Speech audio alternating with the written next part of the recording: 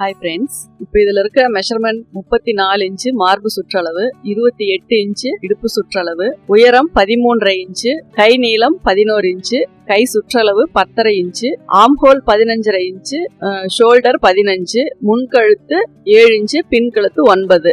இது ஒரு நேர் கட்டிங் பிளவுஸ். எல்லாமே கிராஸ் கட்டிங்காவே போட்டுட்டு இருக்கீங்க. நேர் கட்டிங் பிளவுஸ் எப்படி அப்படின்னு சொல்லி கேட்டிருக்கீங்க. அளவு ஒரு சிலருக்கு அது எப்படி ஆட் பண்ணும் அப்படிங்கிறது ஒரு கன்ஃபியூஷன். அதனால இது இடையில நான் உங்களுக்கு ரிமைண்ட் பண்றேன். 34 அப்படிங்கிறது நேரடியா நம்ம மார்பு சுற்றளவு எடுத்தது. அது கூட நம்ம 4 இன்ச்சு அளவு சேர்த்திக்கிறோம். அப்போ 38 இன்ச்சு வருது. அதை நம்ம 4ஆ டிவைட் பண்ணும்போது 9.5 இன்ச்சு உங்களுக்கு ஒன் சைடு, அதாவது 4ல ஒரு பங்கு 9.5 இன்ச்சு உங்களுக்கு அளவு வருது. அதுக்கப்புறம் 1.5 இன்ச்சுங்கிறது நீங்க தைக்கிறதுக்காக விடுற அளவு. இதுதான் பேசிக். நேரடியா உடம்புல அளவு எடுத்தீங்க அப்படின்னா இந்த 4 இன்ச்சு கண்டிப்பா நீங்க சேர்த்திக்கணும். அதுக்கப்புறம் அதை 4ஆ பிரிச்சுக்கணும். அப்புறம் 1.5 இன்ச்சு சைட்ல தைக்கிறதுக்காக நீங்க சேர்த்திக்கணும். இது தான் பேசிக். நீங்க நிறைய பேர் கன்ஃபியூஸ் பண்ணிக்கிட்டு அளவு ஏதோ மாறி வருது அப்படிங்கிற அதெல்லாம் ஒண்ணுமே கிடையாது. இதுதான் பேசிக். அதே மாதிரி பிளவுஸ்ல எடுத்துட்டீங்க அப்படின்னா நீங்க அதுல அந்த 4 இன்ச்சு சேர்த்த தேவையில்லை. அதை நீங்க அப்படியே 4ஆ நீங்க பிரிச்சு போட்டா போதும். பக்கத்துல 1.5 இன்ச்சு நீங்க சேர்த்திக்கோங்க. இப்போ அதுக்கப்புறம் மத்ததெல்லாம் ஷோல்டர் அளவு இதெல்லாமே எப்பவும் போலதான். இப்போ இதுல எப்படி நம்ம நேர் கட்டிங் வெட்டுவோம் அப்படிங்கறத நம்ம பார்க்கலாம். எப்பவும் போல கீழே நீங்க ஸ்ட்ரைட் பண்ணிக்கோங்க. 1 மீட்டர் கிளாத் இதுல. அதே மாதிரி கீழே 1 இன்ச்சு வேணும்னா 1 இன்ச்சு விட்டுக்கோங்க. 1/2 இன்ச்சு வேணும்னா 1/2 இன்ச்சு விட்டுக்கோங்க. அதுக்கு மேல உயரத்தை நீங்க 1/2 இன்ச்சு சேர்த்தி மார்க் பண்ணிக்கோங்க. 13 அப்படிங்கிறது நமக்கு ரெடியா தேவையான அளவு. பிளஸ் 1 இன்ச்சு அப்படிங்கும் போது உங்களுக்கு 14.5 இன்ச்சு டோட்டல் லென்த். மேல இருந்து கீழே எட்ஜ் வரைக்கும் உங்களுக்கு 14.5 வரும். இதுல நமக்கு ரெடியா பார்க்கும்போது 1 இன்ச்சு போயிரும். 13.5 இன்ச்சு நமக்கு உயரம் நமக்கு என்ன அளவு தேவையோ அந்த அளவு நமக்கு கிடைச்சிரும். இப்ப இதுல ஷோல்டர் பாத்தீங்க அப்படின்னா 5.5 இன்ச்சு வைக்கிறேன். ஆம்ஹோல் உயரம் 5.25 வைக்கிறேன். செஸ்ட் ரவுண்டு 9.5 பிளஸ் 1.5 இன்ச்சு வைக்கிறேன். கீழே 7 இன்ச்சு இடுப்பு சுற்றளவு பிளஸ் 1 இன்ச்சு சேர்த்து டாட்டுக்கு வைக்கிறேன். அதுக்கப்புறம் 1.5 இன்ச்சு தனியா வைக்கிறேன். இப்ப நான் இதை மார்க் பண்ணிட்டு எல்லா மெஷர்மெண்ட்டுமே உங்களுக்கு நான் தெளிவா சொல்றேன். இந்த மாதிரி பெரிய ஸ்கேல் ஒரு ஸ்கேல் அளவு வச்சுக்கிட்டீங்கன்னா நீங்க அந்த 1.5 இன்ச்சு பர்டிகுலரா மெஷர் பண்ண தேவையில்லை. அப்படியே அந்த ஸ்கேலை வச்சு உள்பக்கமும் வெளிப்பக்கமும் ஒவ்வொரு லைன் போட்டீங்கன்னா போதும். 5.5 இன்ச்சு ஷோல்டர், 2.25 இன்ச்சு கழுத்தினுடைய அகலம், 15 இன்ச்சு ஆம்ஹோல், அதாவது டைரக்டா 15 வருது. ஆனா நம்ம தைக்கும் போது எப்பவுமே நான் ஒரு 1/4 இன்ச்சு நான் குறைச்சிக்க சொல்லியிருக்கேன். அதனால 7.5 வர்ற மாதிரி நீங்க மெஷர் பண்ணிட்டீங்கன்னா போதும். இப்ப இது வரைக்குமே உங்களுக்கு ஃப்ரண்ட் அண்ட் பேக்ல எந்த ஒரு டிஃபரன்ஸும் கிடையாது. அதாவது நம்ம கிராஸ் கட்டிங்கா இருந்தாலும் சரி, நார்மல் கட்டிங்கா இருந்தாலும் சரி, அதாவது நேர் கட்டிங்கா இருந்தாலும் சரி, நம்ம பேக் வெட்டுறதுல எந்த ஒரு வித்தியாசமும் கிடையாது. எல்லாமே ஒரே மாதிரி தான். முன்பக்கம் வெட்டும் போது மட்டும்தான் கிராஸுக்கு பதிலா ஸ்ட்ரெயிட் போடணும். அப்பதான் அது ஸ்ட்ரெயிட் கட்டிங். ஸ்ட்ரெயிட் கட்டிங்க்கும் கிராஸ் கட்டிங்கும் என்ன வித்தியாசம் அப்படின்னா, கிராஸ் கட்டிங் போடும்போது உங்களுக்கு செஸ்ட் நல்லா பாக்குறதுக்கு நல்லா தெரியற மாதிரி கொஞ்சம் ஓரளவுக்கு தூக்கி கொடுத்த மாதிரி உங்களுக்கு தெரியும். அதுவே நார்மல் கட்டிங் போட்டீங்க அப்படின்னா பிளாட்டா இருக்கும். ஒரு சிலருக்கு நார்மல் கட்டிங் தான் பிடிக்கும். ஏன்னா கப் ஷேப் கொஞ்சம் அந்த மாதிரி இருந்தாதான் அவங்களுக்கு பிடிக்கும். ஒரு சிலருக்கு கப் ஷேப் கரெக்டா அந்த சாரியோட நல்லா பாக்குறதுக்கு நீட்டா இருக்கிற மாதிரி இருந்தாதான் பிடிக்கும். ஏன்னா இது பெண்களுடைய இயல்பான ஒரு இதுதான். ஒரு சிலருக்கு இந்த நார்மல் கட்டிங்கும், ஒரு சிலருக்கு இந்த மாதிரியான கட்டோரி, பிரின்சஸ் கட், இப்படி நிறைய இது இருக்கு. ஒவ்வொருத்தருக்கும் ஒவ்வொரு இது பிடிச்சுதான் அதை அவங்கள விரும்பி போடுறாங்க. அந்த மாதிரி நார்மல் கட்டிங் மட்டுமே போடுறவங்க நிறைய பேர் இருக்காங்க. இப்போ பேக் நான் கொஞ்சம் அகலம் வச்சு நான் பேக் நெக் நான் கட் பண்ணிட்டேன். அதே மாதிரி ஆம்ஹோல் நான் அந்த நெக்கோட அகலத்துக்கு தகுந்த மாதிரி நான் உள்ள தள்ள சொல்லியிருக்கேன். அதனால 1/2 இன்ச்சு உள்ள தள்ளி நான் மார்க் பண்ணிருக்கேன். இப்ப பேக் நம்ம கட் பண்ணியாச்சு. இப்போ ஃப்ரண்ட் நம்ம கிராஸ் பண்ணாம அப்படியே ஸ்ட்ரெயிட்டா வைக்கிறோம். இதுல மேல் பக்க அளவுகள் எதையுமே நீங்க மாத்த தேவையில்லை. ஷோல்டர் அதே மாதிரி தான், ஆம்ஹோல் அதே மாதிரி தான், சைட்ல விடுற அளவும் அதே மாதிரி தான். ஆனா டாட்டனோட அளவு மட்டும் குறையும் போது உங்களுக்கு சைட்ல 1.5 இன்ச்சுங்கிறது நீங்க 1 இன்ச்சு விட்டுட்டீங்கன்னா போதும். ஃப்ரண்ட்லயும் அதே மாதிரி தான், வேற எந்த சேஞ்சஸும் கிடையாது. பட்டி நான் 2.5 இன்ச்சு வைக்கிறேன். சைட்ல 1 இன்ச்சு சேர்த்து வைக்கிறேன்.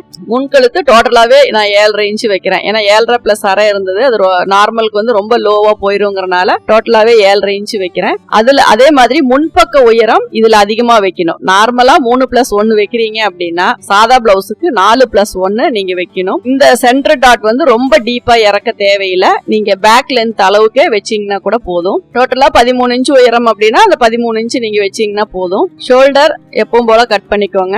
ஆர்ம் ஹோலும் எப்பவும் போல கட் பண்ணிக்கோங்க. நீங்க இத பேக் வந்து ஃப்ரண்ட்ல வைக்கும் போது கரெக்டா நேரா வச்சீங்கன்னா போதும். கிராஸுக்கு திருப்பி வைப்போம், கிராஸா வைப்போம். அது எந்த அளவுக்கு இழுத்து கொடுக்குமோ அந்த அளவுக்கு. இது வந்து நம்ம அப்படியே நேரா பிளேஸ் பண்ணிருக்கோம். சைட்ல எல்லாமே விடுற அளவுகளை மட்டும் கொஞ்சம் கொஞ்சம் மாத்தி இருக்கும். சைட்ல வந்து 1.5 இன்ச்சுக்கு 1 இன்ச்சு விட்டுருக்கேன். பட்டியோட உயரத்தை குறைச்சிருக்கேன். முன்பக்க உயரத்தை அதிகப்படுத்தி இருக்கேன். டாட்னோட உயரத்தை நான் குறைச்சிருக்கேன். இப்ப இதுல என்னென்ன அட்ஜஸ்ட்மெண்ட் நான் பண்ணிருக்கேன் அப்படிங்கறத நான் உங்களுக்கு இப்ப தெளிவா சொல்லிட்டேன். அதை ஒரு தடவைக்கு 2 தடவை நீங்க அது என்னென்னு பாத்துக்கோங்க.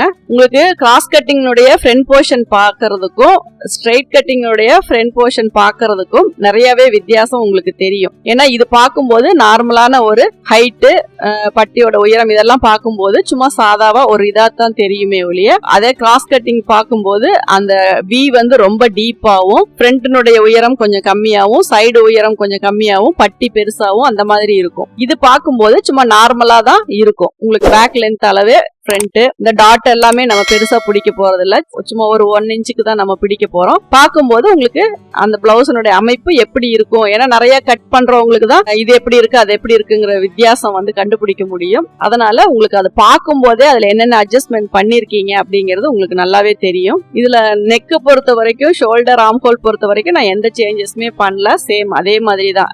கிராஸுக்கும் அதே தான் பண்றோம், நேர் கட்டிங்க்கும் அதே தான் பண்றோம். அதுக்கு மேல கீழே வர போர்ஷன்ல மட்டும் நம்ம சேஞ்சஸ் பண்றோம். அது எல்லாமே உங்களுக்கு கிராஸ் கட்டிங்கை விட நேர் கட்டிங் எல்லாம் கொஞ்சம் அளவுகளை இன்க்ரீஸ் பண்றதும் குறைக்கிறதுமா நம்ம வச்சிருக்கோம். 7.5 இன்ச்சு முன்கழுத்து, 3+1 முன்பக்க உயரம். ஏன்னா முன்கழுத்து 7.5 வரும்போது உங்களுக்கு 4+1 வச்சீங்கன்னா ரொம்ப கீழே போயிடும். அதனால 3+1 வைக்கும் போது சரியா இருக்கும். ஏன்னா ஒரு 6.5 இன்ச்சு அப்படிங்கும் போது 4+1 நீங்க வைக்கலாம். ஏன்னா நெக்கையும் கீழே வர அந்த இறக்கத்தையும் நீங்க சேர்த்து பார்க்கும் போதுதான் அந்த ஃப்ரண்ட் ஓப்பனுடைய லென்த் எவ்வளவு கீழே போகுது அப்படிங்கிறது உங்களுக்கு தெரியும். சும்மா ஃப்ரண்ட்ல அந்த உயரத்தை மட்டும் பாத்தீங்க அப்படின்னா அது சின்னதா தெரியும். ஆனா அதுவே நெக்கு வந்து லோவா இருந்து அந்த உயரத்தை இன்னும் கீழே இறக்குனீங்க அப்படின்னா ரொம்ப கப் ஷேப் கீழே சரிஞ்ச மாதிரி போயிடும். அதனால நெக்கினுடைய உயரத்துல இருந்துதான் நீங்க ஓப்பன் லென்த் வச்சா எவ்வளவு வரும் அப்படிங்கறத நீங்க வந்து கால்குலேட் பண்ணணும். இப்ப இது வந்து 3 இன்ச்சு வச்சுக்கோங்க. நீங்க 2.5 இன்ச்சு 2.75 எல்லாம் இல்ல, 3 இன்ச்சு வச்சுக்கோங்க. சென்டர் 9.5 இன்ச்சு வந்துச்சு, அதை நம்ம மார்க் பண்ணிருக்கோம். இப்ப நகத்துல பிரஸ் பண்ணி அந்த லைன் போடும்போது பாத்தீங்க அப்படின்னா அந்த சென்டர் வந்து உங்களுக்கு வரும். இதுல வந்து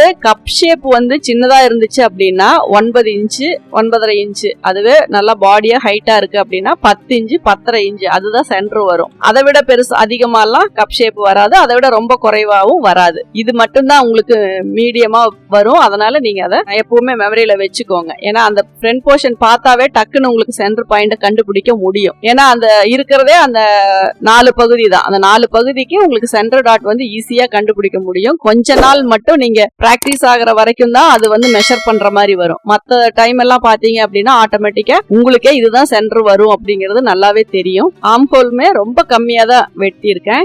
எப்பவுமே ஃப்ரண்ட்ல கட் பண்றோம்னா அதோட பண்ணிடாதீங்க, பேக் சைடையும் அந்த கட்டிங்கை திருப்பி பாருங்க. ஏதாவது அட்ஜஸ்ட்மெண்ட் பண்ணணும் அப்படின்னாலும் அதுல பண்ணிக்கோங்க. ஏன்னா மேல் நமக்கு வெட்டுற பக்கம் பார்க்கும்போது ஒரு மாதிரி தெரியும், ஆப்போசிட் சைடு திருப்பும் போது அது கொஞ்சம் அந்த இதெல்லாம் ஷேப் சரியா இல்லாத மாதிரி தெரியும். அதனால உங்களுக்கு அடிக்கடி அந்த மாதிரி இடையில திருப்பி கட் பண்ணி பழகிட்டீங்க அப்படின்னா அது உங்களுக்கு ரெகுலரா அந்த மாதிரி ஒரு இது வந்துடும். அதனால நீங்க அதே மாதிரி பாத்துக்கோங்க. இதுல டாட்டுமே தள்ளி தள்ளி தான் நம்ம பிடிக்கணும். இப்ப இதுல நான் வந்து டாட் எல்லாமே ஜாயின் பண்ணிடுவேன்.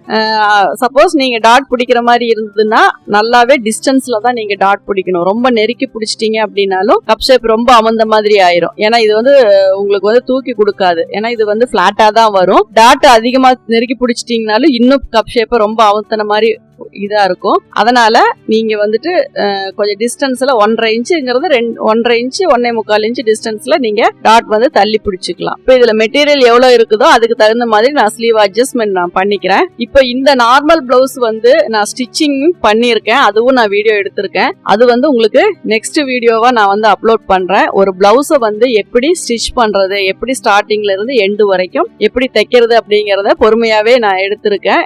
புதுசா இருந்தாலும் சரி, புதுசா இருக்கிற சப்ஸ்கிரைபரா இருந்தாலும் சரி, பழையவங்களா இருந்தாலும் சரி, நிறைய பேருக்கு வந்து அதுல டீப்பா தேடி அந்த இதை வந்து எடுக்க முடியல. அதனால அது ஸ்டிச்சிங் மெத்தடும் நிறைய பேர் கேட்டுட்டு இருக்கீங்க. அதனால எப்படி ஸ்டிச் பண்றது அப்படிங்கறதையும் நான் வீடியோ எடுத்திருக்கேன். அதை வந்து நான் உங்களுக்கு இதனுடைய தொடர்ந்து வர அடுத்த வீடியோல நான் உங்களுக்கு அதை அப்லோட் பண்றேன். இதுலயுமே உள்கை வந்து நான் கம்மியா தான் வெட்டியிருக்கேன். ஸ்லீவ் வந்து அதே மெத்தட் தான். அந்த 1/2 இன்ச்சை மட்டும் நான் குறைச்சிருக்கேன். ஏன்னா 3.5 இன்ச் வைக்கிற இடத்துல 3 இன்ச் மட்டும் தான் அடிக்கைக்கு டிஸ்டன்ஸ், அதாவது அண்டர் ஆர்ம்க்கு வந்து 3.5 இன்ச் வைக்கிற இடத்துல 3 இன்ச் வச்சிருக்கேன். மற்றபடி எல்லா அளவுகளுமே சேம் எப்பவும் போலதான் நான் எடுத்திருக்கேன். அதுல ஜாயிண்ட் வருது அப்படின்னாலும் அதுக்கான பீஸையும் நீங்க கட் பண்ணி அதுக்குள்ளேயே வச்சிருங்க. அப்பதான் தைக்கும் போது ஈஸியா இருக்கும். பட்டி எப்படி வெட்டுறது அப்படிங்கறத பார்க்கலாம். பட்டியும் பொறுத்த வரைக்கும் நம்ம இதுல ரொம்ப டீப் தேவையில்லை. ஏன்னா லைட்டா தான் அந்த கீழே வர கட் வரனால நார்மலா தான் வரும். மற்றபடி வெட்டுற மெத்தட் எல்லாம் நம்ம கிராஸ் கட்டிங்க்கு எப்படி கட் பண்ணுவோமோ அதே மாதிரி தான். பட்டியோட நீளம் வந்து மெஷர் பண்ணிக்கோங்க.